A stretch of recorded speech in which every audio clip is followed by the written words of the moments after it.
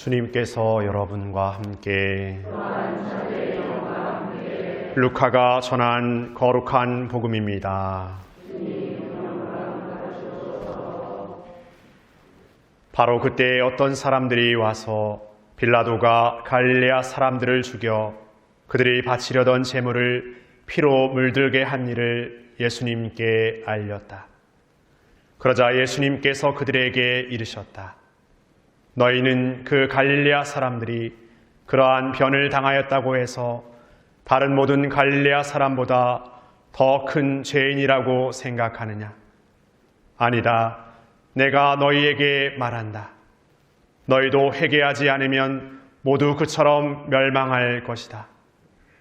또 실로암에 있던 탑이 무너지면서 깔려 죽은 그 18사람, 너희는 그들이 예루살렘에 사는 다른 모든 사람보다 더 큰 잘못을 하였다고 생각하느냐? 아니다. 내가 너희에게 말한다. 너희도 회개하지 않으면 모두 그렇게 멸망할 것이다. 예수님께서 이러한 비유를 말씀하셨다. 어떤 사람이 자기 포도밭에 무화과 나무 한 그루를 심어 놓았다. 그리고 나중에 가서 그 나무에 열매가 달렸나 하고 찾아보았지만 하나도 찾지 못하였다. 그래서 포도 재배인에게 일렀다. 보게, 내가 3년째 와서 이 무화과 나무에 열매가 달렸나 하고 찾아보지만 하나도 찾지 못하네. 그러니 이것을 잘라버리게. 땅만 버릴 이유가 없지 않은가? 그러자 포도 재배인이 그에게 대답하였다. 주인님, 이 나무를 올해만 그냥 두시지요. 그동안에 제가 그 둘레를 파서 거름을 주겠습니다. 그러면 내년에는 열매를 맺겠지요. 그러지 않으면 잘라 버리십시오.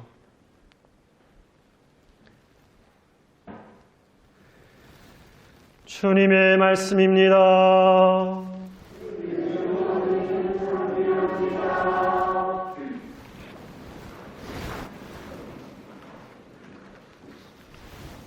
찬미 예수님, 아침에 날씨가 굉장히 좋아서 오늘 대단한 날이다, 오늘 좋은 날이다 이렇게 생각했는데 그 마음에 그 생각을 잠시 머뭇거리게 하게끔 살짝 흐려졌습니다. 그래서 예단할 수 없구나. 역시 하느님이 하시는 일은 이처럼 쉽게 예단할 수 없는 것 같다 생각을 해보게 됩니다. 오늘 복음에 보면은 그 빌라도가 죽인 갈릴레아 사람들, 그리고 실로암의 탑이 무너지면서 그 깔려 죽은 그 18사람들, 이들을 이렇게 가리키면서 예수님께서 그들이 너희들보다 어떤 죄를 많이 져 그렇게 되었다고 생각하느냐라고 이렇게 말하시죠. 이 당시 그 이스라엘 사람들의 어떤 사고방식 안에는 그 상선벌악적인 사고방식이 크게 자리하고 있었습니다. 다시 말해, 이렇게 좋은 일을 하면 상을 받고 이제 악한 일을 하면 벌을 받는다. 그래서 부자가 되었다라는 것은 좋은 일을 많이 했기 때문에 부자가 되었다라고도 이렇게 생각했던 것이죠. 그러나 이러한 단순한 상선벌악적인 사고를 훨씬 넘어서서 우리의 삶에서는 이 상선벌악과 같은 어떤 삶의 이야기가 그대로 펼쳐지지 않습니다. 마찬가지로 우리가 살아가는 세상 안에서도 꼭 선한 일을 했다고 꼭 상이 주어지고 꼭 악한 일을 했다고 해서 어떤 큰 벌을 당하게 되는 일이 벌어지는 것이 아니라 때로는 선하게 살아가는 이들 안에서도 어떤 큰 사고나 어떤 어려움을 겪게 되기도 하고 뭔가 자신의 일속을 챙기는 사람들이 세상에서 더 득세하는 것 같은 그런 생각을 하게 됩니다. 그래서 어떤 면에서 세상의 그런 불의함과 공정치 못함이 우리는 분노하게 되죠. 그런데 가만히 생각해 보면 우리는 타인과 어떤 세상의 분노는 많이 하지만 우리 자신의 어떤 부족함, 우리 자신의 어떤 그 악함에 대해서 분노하고 있는지 생각해 보고 싶습니다. 그냥 어떤 판단을 하는 데 있어서 내 자신의 판단은 배제한 채 오직 타인과 세상, 내가 살아가는 어떤 삶의 자리에 대한 어떤 비판만 늘어놓고 있다면 우리는 잠시 그 비판을 멈춰서서 우리 자신도 이렇게 깊이 들여다봐야 할 것 같습니다. 그런다면 거기에서 드러나는 우리의 모습이 있을 수 있을 것 같습니다. 그 첫 번째로는 부정하는 것이죠. 나는 절대 그러지 않는다. 나는 결코 그럴 일이 없다.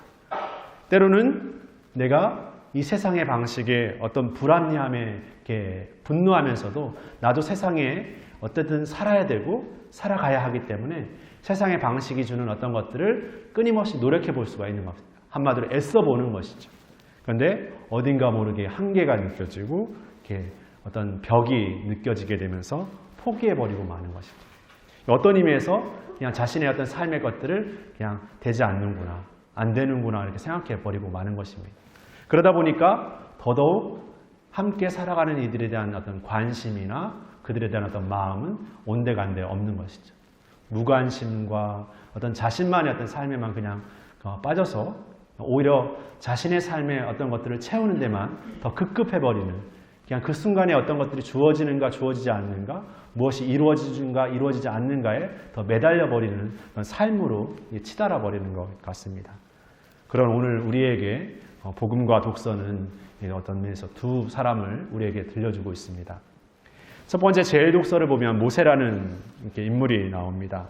그는 히브리 가문에서 태어나서 어떤 우여곡절 끝에 이집트 왕궁에서 이렇게 자라나게 됩니다. 이집트 이렇게 왕자로 이렇게 자라나게 되죠. 그러나 그는 자기 동족의 히브리 민족의 사람들인 것을 알게 되고 그 민족이 어떤 이렇게 고통을 겪는 모습에서 어떤 사건 안에서 이렇게 그 이집트 병사를 이렇게 죽이게 됩니다. 이집트 왕자로 살아가던 삶이 송두리째 하루아침에 이제 살인자로, 도망자의 삶으로 이렇게 살아가게 되는 것이죠. 나름대로 자신은 공정했고 정당했고 또 정의로웠다고 생각했던 삶이 완전히 이렇게 무너져 버리는 것이죠. 오히려 자신이 위하려 했던 그 히브리 민족 사람들도 모세에게 오히려 반박하면서 왜 우리가 그렇게 해달라고 했는지, 왜 우리를 위해서 그렇게 해달라고 우리가 청했는지라고 말하면서 오히려 모세를 이렇게 손가락질하죠. 그런 모세는 이제 도망자의 신세로 오늘 제1독서에 드러나는 이트로라는 이렇게 양을 치는 이렇게 목동의 집으로 가서 이렇게 얹혀 살게 됩니다. 그런 삶 안에서 오늘 모세는 하느님을 체험하게 되죠.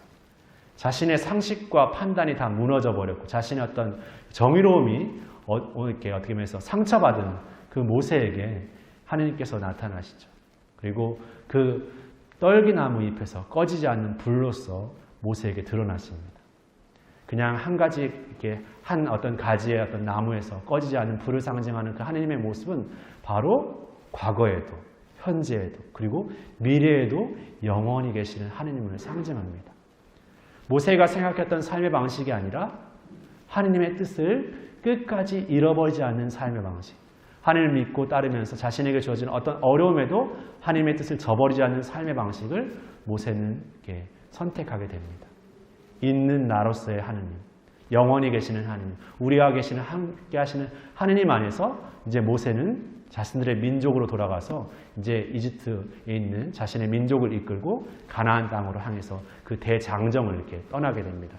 물론 그 대장정의 삶이 하루아침에 그냥 뚝딱해서 이루어졌던 어떤 결과를 내지는 못했습니다. 광야라는 어쩌면 더 험하고 힘든 시간의 여정을 겪게 되고 그 안에서 사람들은 불평하고 불만하고 하느님을 원망하기까지 했습니다.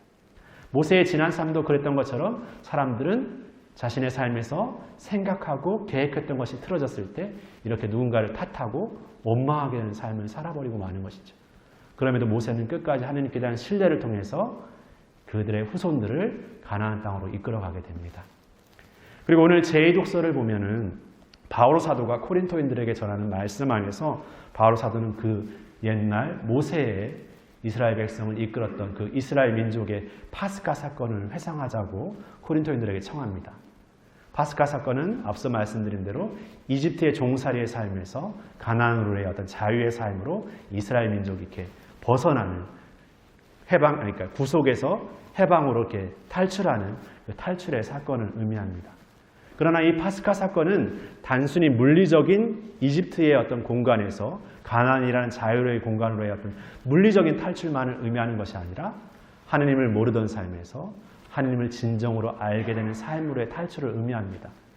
단지 물리적인 공간의 탈출만을 의미했다면 이스라엘 민족이 가나안 땅에 정착하고 나라를 세우고 또다시 나라가 분단이 되고 또 다른 또 유배를 겪게 되는 수많은 또 이렇게 숱한 이야기를 겪게 되는 것을 보면 그들이 하나님을 믿겠다고 따랐던 삶에서 하나님을 저버릴 때마다 겪었던 그 유배, 갇혀지는 삶의 모습을 우리에게 보여주고 있습니다. 이 삶을 통해서 이 모세와 이 바오로 사도가 전해주는 이스라엘의 어떤 민족의 이야기를 통해서 우리는 우리의 삶을 생각해 보게 됩니다. 우리는 신앙인으로 살아간다고 하면서도 끊임없이 세상의 방식과 내가 생각하고 계획하는 삶의 방식의 것들을 고집하며 살고 있다면 우리는 그 지난 이스라엘 민족의 삶, 모세의 지난날의 삶에 우리도 머물러 있다라고 할 수 있습니다. 그러나 우리는 하느님을 오늘 만나고 있고 그 하느님 안에서 그분께서 우리 안에 과거도 현재도 미래에도 살아가시는 하느님으로서 우리를 이끌어가고 계시고 그분께 대한 믿음을 통해서 우리에게 주어지는 어떤 어려움과 유혹의 순간에도 하느님의 뜻을 선택하고 살아가기를 청해야 하겠습니다. 오늘 복음에 보면은 예수님께서 이렇게 무화과 나무의 비유를 들면서 이렇게 포도밭 소작인에게 이렇게 말합니다. 이렇게 열매를 맺지 못하는 나무를 잘라버리자. 그러나 포도밭 재배인이 한 해만 더 이렇게 뭔가 애쓰고 확을 파고 거름을 주어서 내년에 열매를 맺지 못한다면 이렇게 그때 잘라버리자고 말하죠. 이 이야기의 의미는 예수님을 따르겠다고 믿었던 이스라엘 민족이 결국에는 예수님을 이렇게 십자가에 못 박고 말죠. 어떻게 보면 예수님의 계획은 철저하게 실패하는 어떤 모습으로 비춰집니다.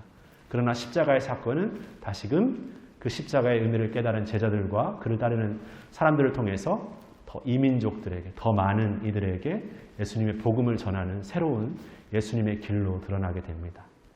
우리의 생각에는 닫혀지고 한계 있고 멈춰지는 세상의 어떤 사고방식 안에서 우리가 이 신앙의 삶을 산다라는 것은 하나님의 뜻을 찾아 매일매일 새롭게 우리 자신을 성찰하고 돌아보는 삶을 통해서 우리 자신 스스로가 먼저 그 진정한 하나님의 뜻을 사는 삶을 시작하는 것이 아닌가 생각합니다.